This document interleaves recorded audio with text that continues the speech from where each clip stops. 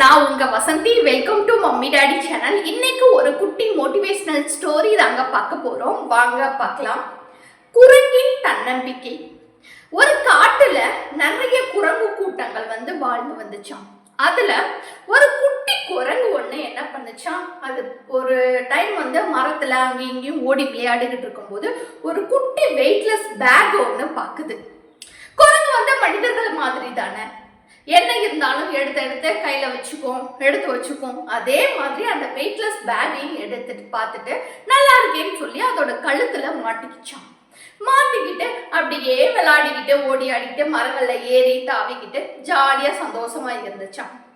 இப்படியே போய்கிட்டு இருக்கும் போது அந்த வெயிட்லெஸ் பேக் சும்மாதானே இருக்கு அப்படின்னு சொல்லிட்டு அந்த குட்டி குரங்கு என்ன பண்ணுச்சான், வாழைப்பழத்தோல், ஒரு சில பழங்கள், தேவையில்லாத பொருட்கள், அதை பார்க்கறது, அது கையில எடுக்கிறது எல்லாத்தையும் எடுத்து அந்த வெயிட்லெஸ் பேக்கை நிரப்பி வச்சுக்கிச்சான். கொஞ்ச நாளுக்கு அப்புறம் அதனால முன்னாடி மாதிரி நல்ல ஆக்டிவா இருக்க முடியல.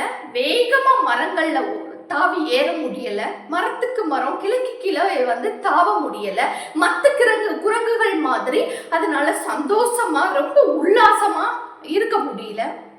ஏதோ ஒண்ணு வெயிட்டா பாரமா இருக்க மாதிரியே அதை ஃபீல் பண்ணிக்கிட்டே இருக்கு. அதனால அந்த குட்டி குரங்கு தன்னோட அம்மா குரங்கு கிட்ட போய் கேக்குது, அம்மா என்னால முன்னாடி மாதிரி ஓடி ஆடி விளையாட முடியல, மற்ற குரங்குகளோட சண்டை போட முடியல, மரத்துக்கு மரம் தாவ முடியல, எனக்கு என்ன பண்றதுன்னே தெரியலம்மா அப்படின்னு சொல்லிச்சான். அதுக்கு அவங்க அம்மா குரங்கு சொல்லிச்சான், நீ இந்த வெயிட்லெஸ் பேக்குக்குள்ள கண்ட குப்பைகளை எல்லாம் நிரப்பி வச்சிருக்கேல, அதை கலட்டி தூக்கி போடு. அதுக்கப்புறம் உன்னோட அந்த வேகமும் உன்னோட சுறுசுறுப்பும் முன்னாடி மாதிரியே இருக்கும். உன்னால உற்சாகமா வாழ்க்கைய என்ஜாய் பண்ண முடியும் அப்படின்னு சொல்லிச்சான். உடனே அந்த குட்டி குரங்கும் அந்த வெயிட்லெஸ் பேக்கை தலையை சுத்தி தூக்கி போட்டுச்சான். அதுக்கப்புறமா அந்த குட்டி குரங்கு மற்ற குரங்குகள் மாதிரியே ரொம்ப ஜாலியா ஹாப்பியா அப்படியே ரொம்ப உல்லாசமா அந்த மரத்துக்கு மரம் தாவி அந்த மரங்கள்ல காடுகள்ல சுற்றி இருந்துச்சான். அதே போலதாங்க இந்த குரங்கு கதை மாதிரி தாங்க மனிதர்களோட வாழ்க்கையும். மனிதர்களோட வாழ்க்கையில அந்த வெயிட்லெஸ் பேக் மாதிரி தான் மனிதர்களோட மனசும். தேவையில்லாத குப்பைகள், அதாவது கோபம், பொறாமை, போட்டி, வஞ்சகம், வேதனை, மனக்கவலை, கடந்த கால நிகழ்வுகள், இது எல்லாமே போட்டு வெயிட்ட மனசை வச்சுக்கிட்டே இருந்தோம் அப்படின்னா அது ஒரு சுமையா மாறிடும். நமக்கு நிகழ்காலத்தை நம்மளை இயங்கவும் விடாது, எதிர்காலத்தை பத்தி சிந்திக்கவும் விடாது. எப்பவுமே அந்த கவலை, கோபம், துக்கம், அந்த கஷ்டம், அந்த கடந்த கால நிகழ்வுகள், இது எல்லாத்தையுமே தூக்கி போட்டுட்டு மனசை லேசாக்கிக்கிட்டு நிகழ்காலத்தை பத்தியும் எதிர்கால சிந்தனை பத்தியும் வச்சுக்கிட்டு இருந்தா மட்டும் போதும். நம்ம வாழ்க்கை ரொம்ப சந்தோஷமா இருக்கும். அந்த தேவையில்லாத குப்பைகள்னால நினைச்சு எந்த ஒரு பயனுமே கிடையாது. நிகழ்காலத்துல முன்னாடி நடந்த கவலையோ முன்னாடி நடந்த கஷ்டத்தையோ நினைச்சுக்கிட்டே இருந்தோம் அப்படின்னா அதனால எந்த பயனுமே கிடையாது.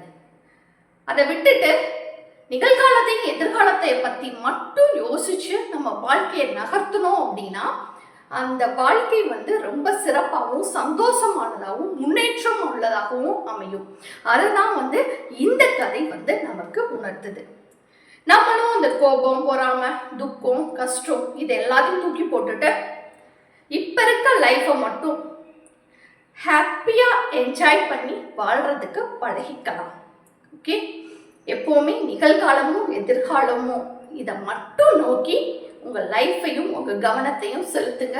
வாழ்க்கை சந்தோஷமா இருக்கும்.